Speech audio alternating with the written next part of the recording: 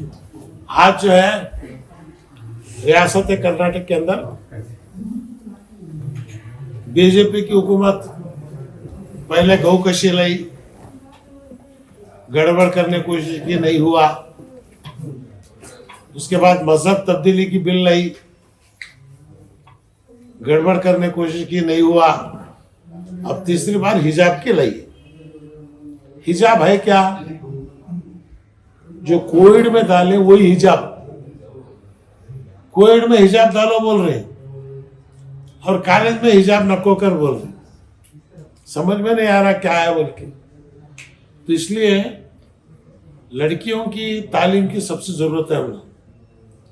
Already हमारे में लड़कियां जो है तालीम के एतबार से काफी पीछे है, सेंसस है। हम ना तालीम भी होना और शरीयत तहफुज भी रहना।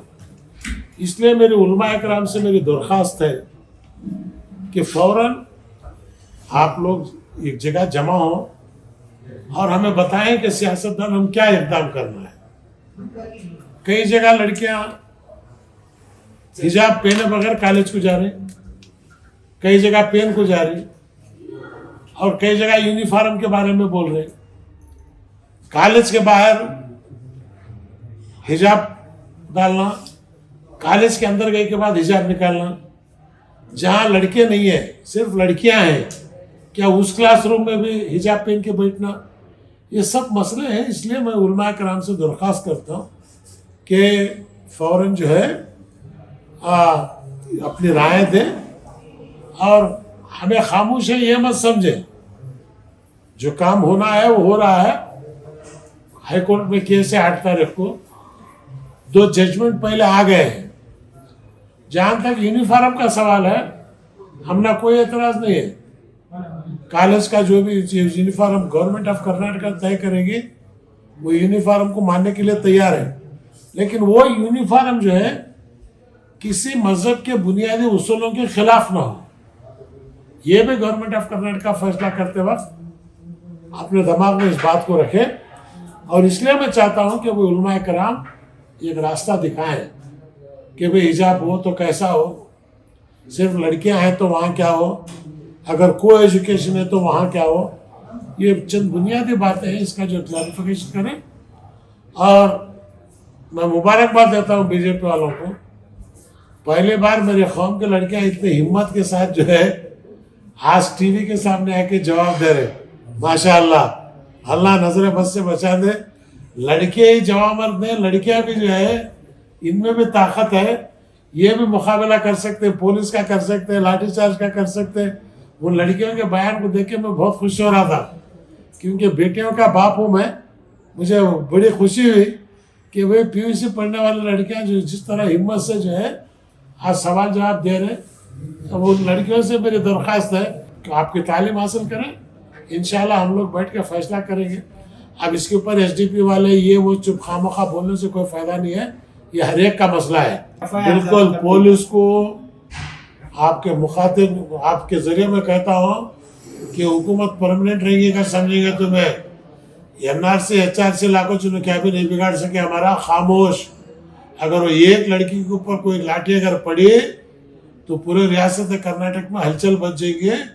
तुम्हारे घर में भी बेटियां हैं, 18 साल 17 साल के बच्चियां, वो उनकी हिफाजत के वास्ते उनके माँ बाप है। तो तुम्हें जो है पुलिस वाले यहाँ दिखा रहे, गुंडों को जाको पकड़ो, बदमाशों को जाको पकड़ो, लड़कियों के सामने जो है तुम्हारी जवाबवर्दी मत दिखाओ। ये मैं आम तौर पर जो है तमाम से मैं दरख्वास्त करता हूँ। और हमारे शिव कुमार साहब बोल दिए, कांग्रेस के प्रेसिडेंट, बाहर इसे चर्चा मत करो। अगर की हो वजह क्या, जरूरत क्या? हमें है जो हक नहीं बोलना, चर्चा क्यों नहीं करना? चर्चा करने से नुकसान क्या है? भाई हिजाब पहने बगैर बच्चों को बोल के प्रिंसिपल बोल रहा तो मैं खामोश मुंह बंद करके बैठो?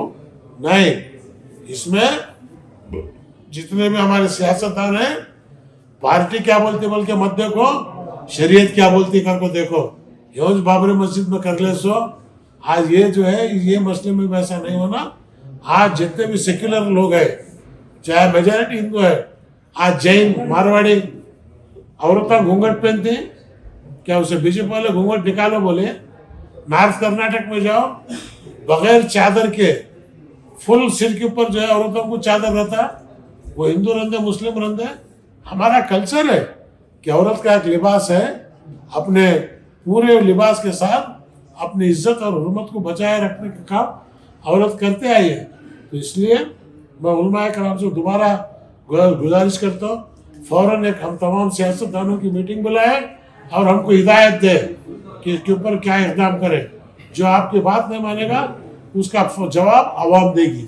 गवर्नमेंट ऑफ कर्नाटक से भी हमारी अपील है कि मजहब के बुनियादी उसूलों के खिलाफ कोई यूनिफॉर्म ना बनाए। नहीं वो आप दूसरे से उनको पार्टी की डिसिप्लिन ये वो है, हमें जो है सर्कस के शेर में रहना, जंगल के शेर है।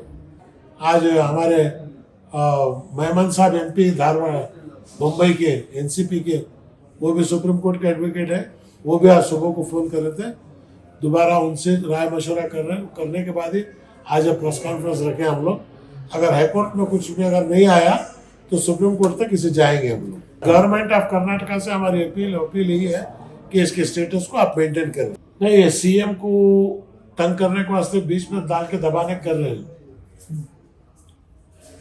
चूहा पिंजरे में सपड़े सर का सपड़े CM, अब देखना कि क्या होता है बोल।